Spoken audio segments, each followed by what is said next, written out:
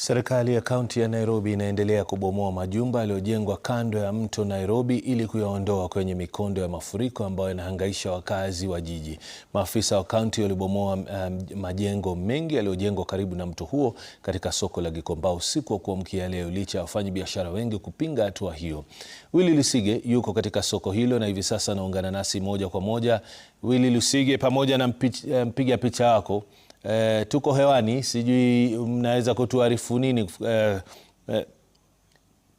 Naam, naarifiwa kwamba Lusige yuko tayari kutujuza ambalo tangia mida saa 9 usiku wa kuamkia leo tingatinga ziliweza kufika hapa na kuanza kulibomoa soko hili ambalo limekuwa maarufu kwa kipindi kirefu. Kumbuka soko la Gikomba huwa lina biashara nyingi sana, ikiwemo wauzaji wa nguo, wauzaji wa viatu na wauzaji bidhaa tofauti tofauti, lakini leo kuanzia mida saa 9 asubuhi hadi sasa hivi unavyoona kwenye kiwambo chako, shughuli imekuwa ni bomoa na kila mfanyabiashara akijaribu kuona ni kipi ambacho ataweza kuokoa. Kumbuka leo ikiwa ni siku ya kwanza baada ya makataa ya siku 30 waliokuwa wamepewa wafanyabiashara katika soko hili kuweza kuhama ili kuruhusu ardhi ambayo inadaiwa kwamba inafaa kuwa eneo la mto mita 30 kutoka mto iweze kurekebishwa na kurejeshwa katika hali yake ya kawaida. Na kando na hayo pia walikuwa wameomba kuweza kuhama zaidi mita 20, kwa hivyo ilikuwa ni jumla ya mita 50 kutoka mto Nairobi, hii ikiwa ni kwamba serikali ilikuwa imetoa ile makataa ya kwamba inaboresha maeneo yote na ardhi ambayo ilikuwa imetwaliwa kutoka katika maeneo ya mito. Na kando na hayo, hapa katika soko la Gikomba wakaambiwa kwamba watahamishwa mita 50 ili kuweza kuruhusu zile mita 20 za ziada kuweza kutumika kujenga soko jingine jipya bora kuliko lile ambalo lilikuwa hapa. Kumbuka soko hili lilikuwa limejengwa vibanda tu, kama unavyoona ni mbao na mabati, na mara kwa mara kulikuwa kunashuhudiwa mioto kuweza kutokea katika soko hili. Ndiposa serikali ilisema kando na kuweza kuhamisha mita 30 kutoka kwa mto, pia ingeweza kuhamisha mita 20 zaidi ili kuweza kubomoa hilo soko na kuweza kujenga soko jipya. Kwa hivyo jinsi unavyoona, hivi ndivyo hali ilivyokuwa tangu mida ya saa 9 usiku wa kuamkia leo. Kila mmoja anajaribu kuona ni kipi ambacho ataweza kuokoa, ikiwemo bidhaa ambazo wengi walikuwa wameweza kuziacha hapa jana, ikiwemo viatu na bidhaa zingine za kibiashara. Lakini nataka kuzungumza tu na mmoja wa wafanyabiashara hapa. Njoo karibu, utuambie labda shughuli hii tunaambiwa ilianza saa 9 usiku. Wewe ni mfanyabiashara, ulikuwa unauza nini na umeathirika vipi? Mimi ni mfanyabiashara, nilikuja hapa saa 10. Sema kweli nilikuja saa 10 hapa nikapata soko imeanguka yote. Na sisi kama vijana, hii ndio soko inatulea. Naona. Mimi niko na duka Buruburu ya Meritiano sneakers. Mimi nachukua viatu pea mingi sana hapa.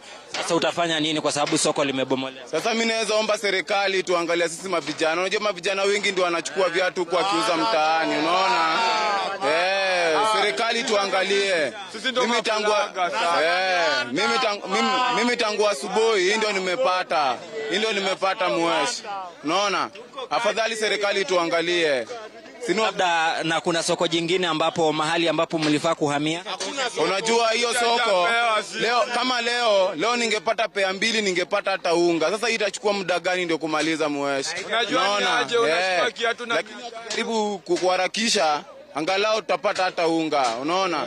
Hii soko imetolea sana sisi kama mavijana. Mimi nimefika saa 10 asubuhi napata soko yote imeanguka chini, unaona? Na tuwezi tumia pesa ya stock. Kama utatuangalia itakuwa jambo la muhimu. Asante sana. Tuanze na tufahamishe jina na utuambie unafanya biashara hapa Gikomba, umeathirika vipi kutokana na ubomozi huu? Na tunafahamishwa pia kuna soko jingine ambapo mnafaa kuhamia, mbona hamjahama? Kwa majina naitwa George Ochieng. Sisi ni wafanyikazi wa hapa Gikomba, na Kenya tungependa kusema Ruto amebomoa ya kutosha. Atujenge sasa, tuna masoko. Lakini si mlikuwa mmepewa mahali pa kuhamia? Hakuna pale tulikuwa tumepewa. Ingekuwa tumepewa sasa tungekuwa tumeenda. Na Ruto amebomoa ya kutosha. Gikomba ni 16 acres. Anatupatiaje ya quarter acres? Anatupatia quarter acres tuende wapi? Sasa tunasema hivi, Ruto amebomoa ya kutosha, vijana wamechoka, wamama wamechoka, watu wanahangaika.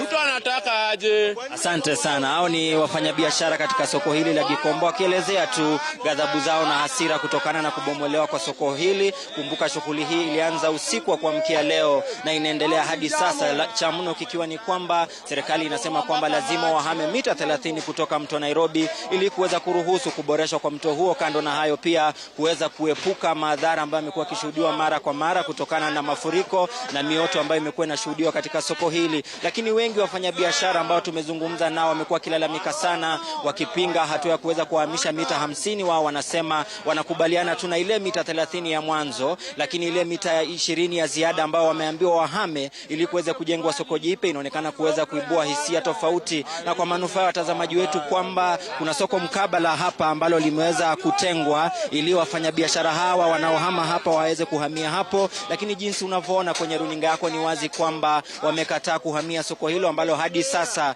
linaendelea kuwa mahame, wakisema kwamba nafasi hiyo ni ndogo na hawezi kutoshea wote. Manake tumefahamishwa takriban wafanyabiashara 6,000 ndio waweza kutekeleza majukumu yao katika soko hili la Gikomba. Kwa hivyo tutakuwa tunafuatilia mchana kutwa kuona hali itakuwa vipi, na je, ikiwa mwisho wa siku wataweza kukubali kutoka eneo hili la Gikomba na kuhamia lile eneo ambalo liko mkabala na hapa ambapo wanatakiwa kuendeleza shughuli zao kisubiri soko hili kuweza kujengwa pamoja na kurekebishwa kwa mto Nairobi. Willy Lusigi.